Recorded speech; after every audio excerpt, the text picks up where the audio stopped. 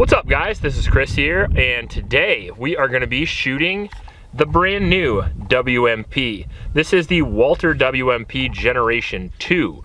This actually showed up at my house with a big kit of firearms like 6 months ago, and I sort of forgot I had it. But now I'm kind of excited because I was down there looking for guns to shoot for videos, and I was like, oh shit, I forgot about this guy. Packs a decent capacity. This one has 15 round magazines. This one has an optics mounting system on it, a threaded barrel. Those are both new features, I believe, for the new gun. And it has a very nice sighting setup, of which we are gonna use because I've been shooting optics a lot lately and I wanna shoot these iron sights. They feel real good. Now the WMP in ergonomics is very similar to the PDP or the PPQ, primarily the PPQ. So if it has a little bit more texture on the grip even than the PDP, which feels really good. We have a full length Picatinny rail up top there. And then we have a double action trigger system, which is very neat. We have a hammer in the back there.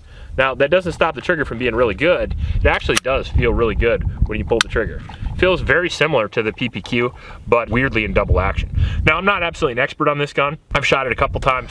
We're just gonna go out and shoot it today, check it for reliability. Now it does run the 22 Magnum, which is a rimfire cartridge. So right off the bat, 22 Magnum, very similar to the 5.7 in actual performance, however, not necessarily in reliability. They're a little bit cheaper, but they are rimfire cartridge, so you're gonna have a little bit more malfunctions with the 22 Magnum than you are the centerfire 5.7 cartridge from like FN or Ruger or anything like that, in my personal experience. That being said, don't doubt the 22 Magnum's ability for self-defense. If you have a reliable one, you run a reliable ammunition, I imagine it's gonna run really well. We have a mix of sort of reliable ammo and Winchester today.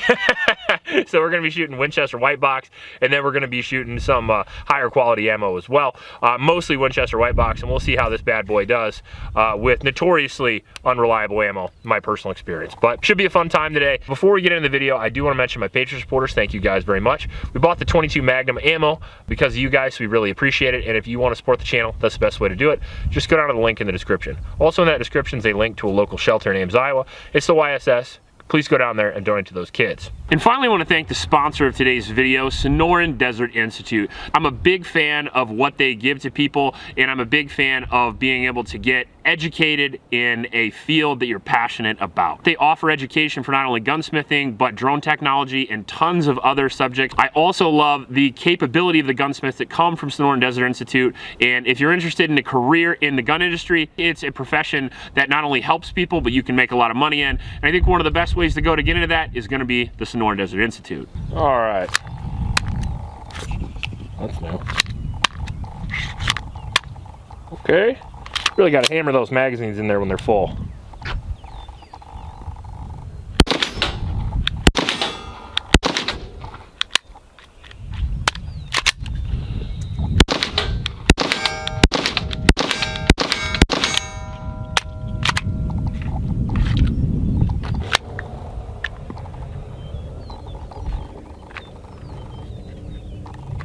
Why you don't work?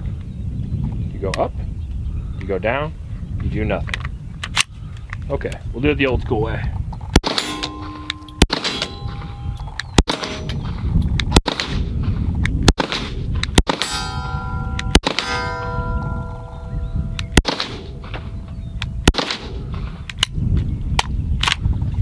Well, no lockback on those.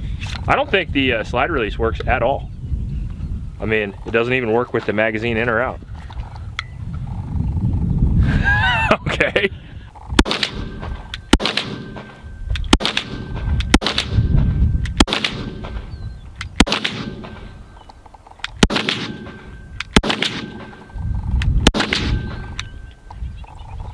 All right. Now let's take a look at why we are now missing instead of hitting like we were a minute ago. So first off, the gun's empty. Now this sight was not like this when we started shooting. As you can see here, we have drifted quite a great bit here to where my rear sight is now almost off the gun. So I'm gonna go over there and beat this on the picnic table over there, try to get it moderately zero. I gotta say, this is probably so far the worst a Walther video has ever gone. All right, we're gonna drift our sight here. We went a little too far.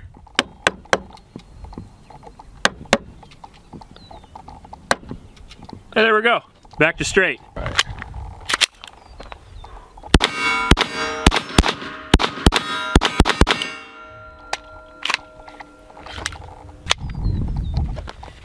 but the slide release still doesn't work, and neither does the rear sight.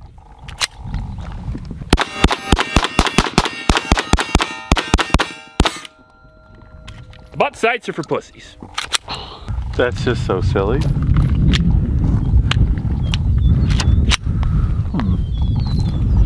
Use my fucking villager in Minecraft.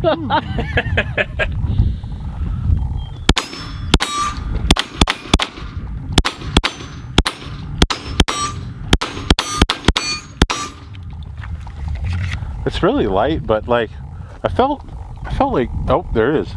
There's a bunch of shit in there that kept hitting me. Oh yeah? When I was shooting, yeah. Is it because you just lubed it? Those are the 22 mag problems. Oh my God. Two hands that it went. Oh yeah? Like both sides? Holy moly.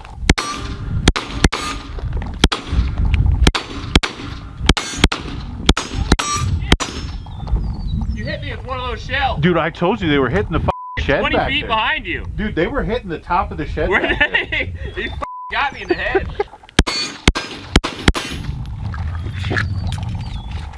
Show the ejection pattern on that.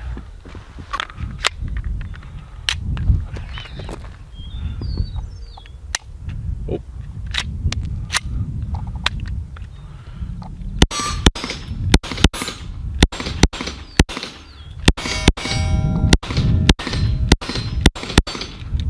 That is crazy ejection. Right at me from over there. Got some velocity. All right, so here's a couple things we've learned about the WMP Gen 2 since we've been out here. One, it has 4 magazine releases, which is interesting. So it's got the cross bolt, so if I want to push it this way and really work at it, it'll come out. It'll go the other way too. Now, that's sort of notorious for a cross bolt safety that goes both ways, is that it doesn't work very well either way. Don't worry about it though, because here's your 3rd and 4th magazine release. So if you want to accidentally release your magazine, you got 4 fucking chances to do it. The second thing is that we figured out how the slide release works. Bub's did. He has the strongest fingers in the world. He's a mechanic, by the way. So we got to grab it on both sides and pull it down. If you grab it on both sides, it'll work. Try to push on one side, good fucking luck. But both sides, pull it down. I'm not sure that's a feature.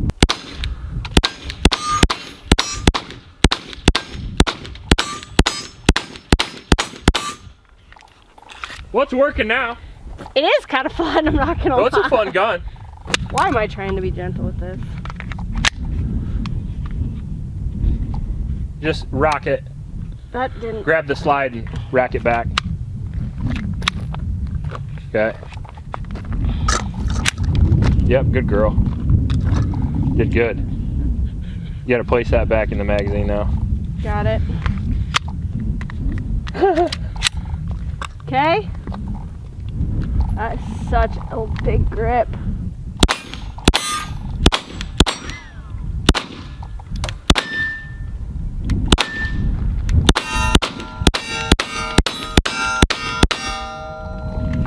It's fun when it works. It's true. It's like a moped.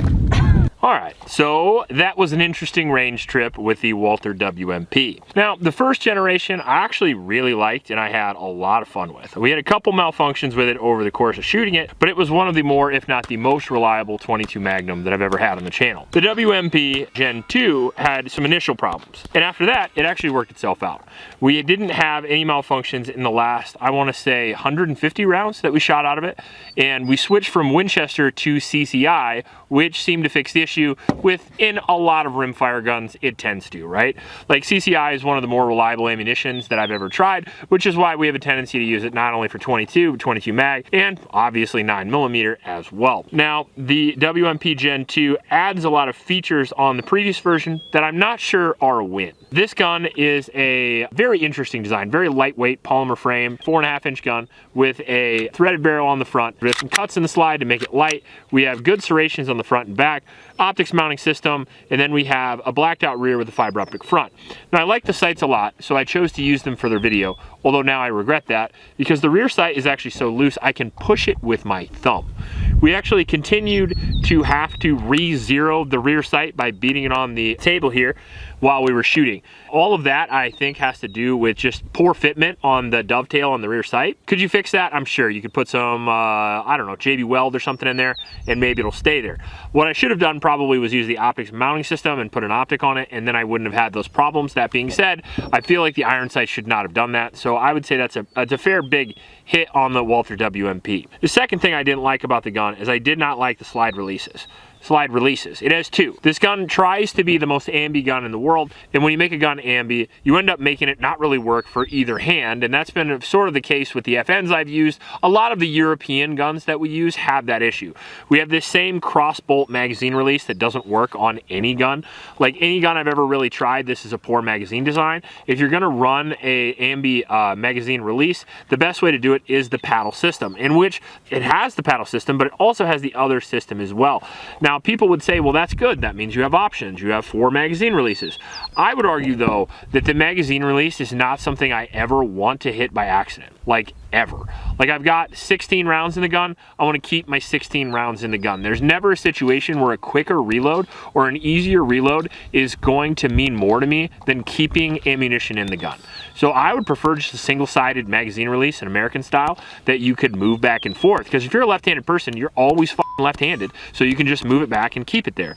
If you have a household that is left and right-handed, buy 2 guns. Pretty easy to do that. If not, there are systems in which you can use a left-handed or a right-handed gun if you are the other. So first off, you can use your index finger. That's a very common way people use a single-sided magazine release, and I feel a much more reliable system than having 4 magazine releases. The second thing you can do is just use the paddle release and get rid of this completely, which is what I would do if I was Walther. Now, aside from the magazine releases, aside from the slide release that doesn't work unless you use both hands.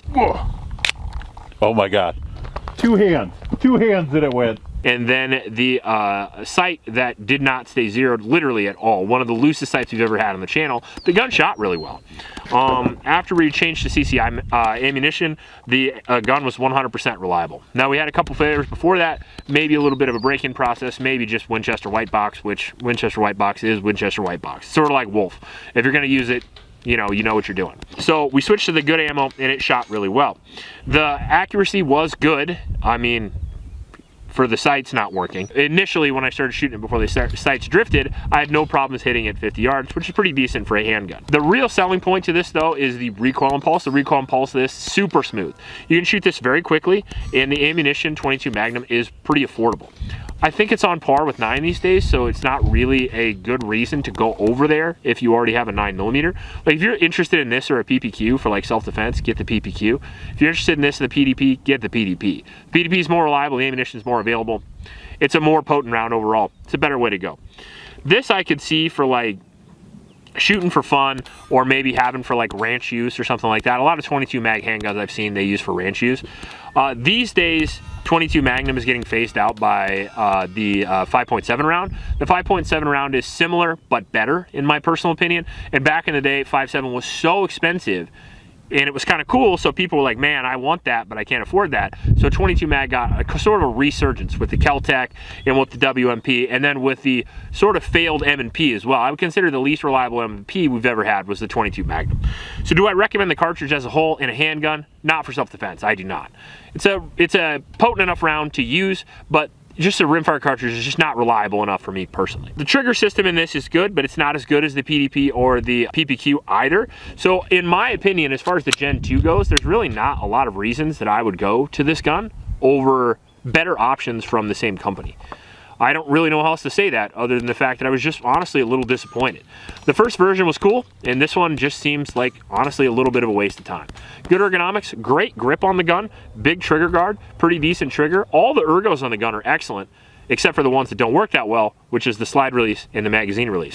If I would have used the optic system, maybe I wouldn't even have known it had a shitty rear sight, and maybe this would be a different review, but data is data, and I'm glad I knew that, because a lot of people are not going to put an optic on a gun, especially at this price point, because these guns are affordable, somewhere between $500 and $700, and a lot of people don't want to buy a $500 and $700 gun and then put another $300 or $400 or even $700 optic on. A lot of people are going to run the iron sights, and although optics are getting more and more popular, iron sights are still, in reality, for the average person, not this, know, tactical, souped up Navy SEAL kind of guy. But the average person who buys a gun at the gun store, which is who's going to buy this, by the way, they're probably going to run iron sights. In which case, again, big miss. If you can't hit anything, what's the point? Rare miss for Walther, but a miss nonetheless. So far, I would, at my personal experience right now, I would not recommend this gun. If you like this video, please like and subscribe. Please help Oklahoma shelters, and remember to recycle. I'll check you later.